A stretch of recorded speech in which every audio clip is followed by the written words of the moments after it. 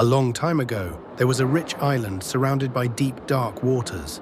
The island was known across the lands for its wealth in crude oil. The people lived in peace, and their king ruled wisely. But one early morning, something strange and terrible happened. From the sea came a large, ugly beast. Agbanigoni. Its skin was rough and black like burnt rubber. It had a long tail that dragged behind it, eyes as red as fireballs, and a mouth so wide it could swallow a cow in one bite. Its teeth were long, sharp, and yellow. When it walked, the ground shook under its heavy feet. The beast entered the island and roared so loudly that birds flew from trees and babies cried in fear.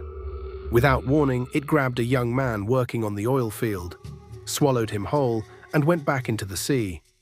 The next day, the same thing happened again. The beast came, swallowed another person, and left. This continued every day. People were terrified.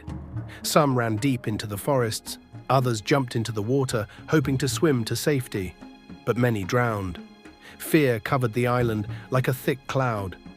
The king, worried for his people, called for the chief priest. The priest was known to have strong magical powers. He wore red and black robes and always carried a staff made from ancient wood. The people hoped he would protect them, but the priest had different plans. Instead of fighting the beast, the priest went to the water and spoke in strange words. The beast obeyed him. He led it back to the palace, stood before the king, and gave a terrible command: "Swallow the king." The beast opened its mouth wide and swallowed the king whole. The people screamed and ran. Boats were taken, families scattered. Fear became greater than before. The priest sat on the king's throne and declared himself the new ruler. The young prince, Zuma, just 12 years old, had escaped during the confusion. He ran deep into the heart of the island, hiding in trees, caves, and old huts. He stayed alone, eating fruits and drinking rainwater. The priest sent men and dogs to look for him.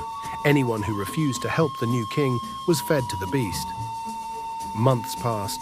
Zuma grew thinner, but his hope stayed alive. One morning, as he lay under a tree, he saw an old woman walking slowly with a stick. In her hand, she carried a small silver box with red lights and strange buttons. Suddenly, she fell to the ground. Zuma was afraid, but he couldn't just leave her. He ran and helped her sit up. She looked into his face and said, "You are Prince Zuma." She smiled weakly and handed him the silver box. "This was given to me by a white scientist who came to this island 100 years ago," she said. "He used this to kill a beast just like the one you face today. He called it a gamma-ray device. It releases deadly rays that can kill any creature or human if pointed at them." Zuma was shocked. He looked at the device. It was small, but it felt heavy in his hands. "Is it real?" he asked. "Try it," the woman whispered. Zuma pointed it at a bird sitting far away on a tree. He pressed a button. A bright beam shot out, and the bird dropped dead at once. Zuma's heart pounded. Now he had something that could stop the beast. He stepped out of hiding the next day. People saw him and cheered. Their prince had returned. A great crowd followed him as he walked to the palace. The priest saw the crowd and grew angry. He raised his staff and shouted to the beast. The ground shook as the monster rushed forward, roaring with hunger. Zuma stood firm.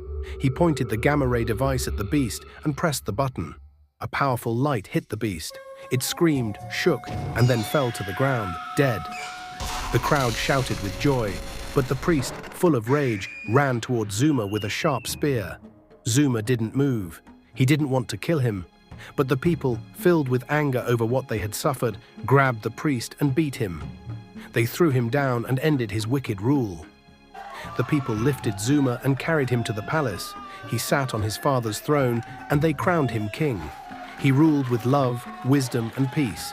He made sure no one would suffer again like they had. Lesson: power is not meant to control or destroy. It is meant to serve and protect. Evil may rise and bring fear, but with courage and the right heart, even the smallest person can defeat the greatest darkness. Goodness will always rise again.